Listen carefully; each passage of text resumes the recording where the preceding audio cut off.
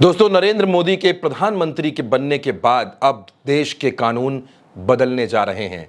आज यानी 1 जुलाई से नए कानून भारत में लागू हो जाएंगे। देश के कानूनों में क्या क्या बदलेगा वो जानना आपके लिए बेहद जरूरी है। पुराने कानून खत्म और नए कानून लागू। 3 नए कानून आज से लागू हो रहे हैं। इनमें पहला है 1860 में बना इंडियन पीनल कोड, जिसे अब भारतीय न्याय संहिता 2023 के नाम से जाना जाएगा।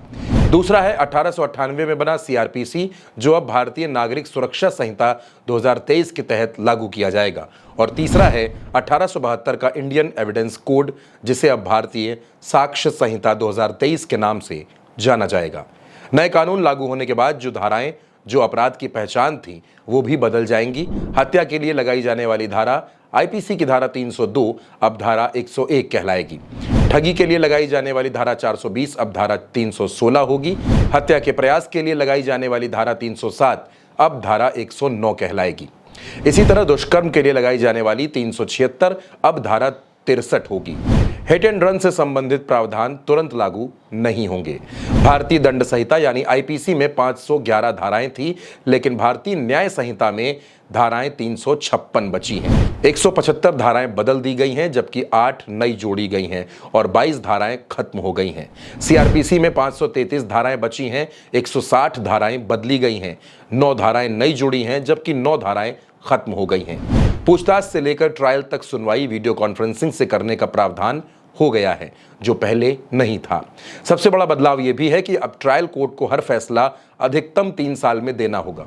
दोस्तों, देश में कुल 5 करोड़ केस पेंडिंग है। इनमें से 4 crore 44 lakh case trial court में है। इसी तरह जिला अदालतों में जजों के 25,042 पदों में से 5,850 पद खाली हैं। साथ ही आपको कुछ जरूरी बातें भी बता देते हैं। आईपीसी में मौजूद 19 प्रावधानों को हटा दिया गया है।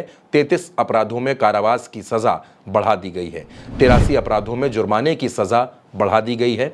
0 एफआईआर से अब कोई भी व्यक्ति किसी भी पुलिस थाने में प्राथमिकी दर्ज करा सकता है, भले ही अपराध उसके अधिकार क्षेत्र में ना हुआ हो। इससे कानूनी कार्रवाई शुरू करने में होने वाली देरी खत्म हो सकेगी और मामला तुरंत दर्ज किया जा सकेगा।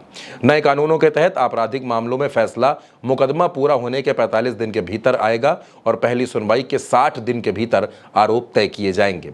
नए कानूनों में संगठित अपराधों और आतंकवाद के कृत्यों को परिभाषित भी किया गया है। राजद्रोह की जगह देशद्रोह लाया गया है और सभी तलाशी और जब्ती की कार्रवाई की वीडियोग्राफी करना अनिवार्य कर दिया गया है। दोस्तों, ये तमाम बदलाव हैं जो 1 जुलाई यानी आज से देश के कानूनों में होने जा रहे हैं। ये वीडियो आप उल्टा चश्मा यूसी पर देख रहे थे। अगर आपकी कोई राय है या फिर कोई सवाल है तो आप कमेंट बॉक्स में ज़रूर पूछ सकते हैं।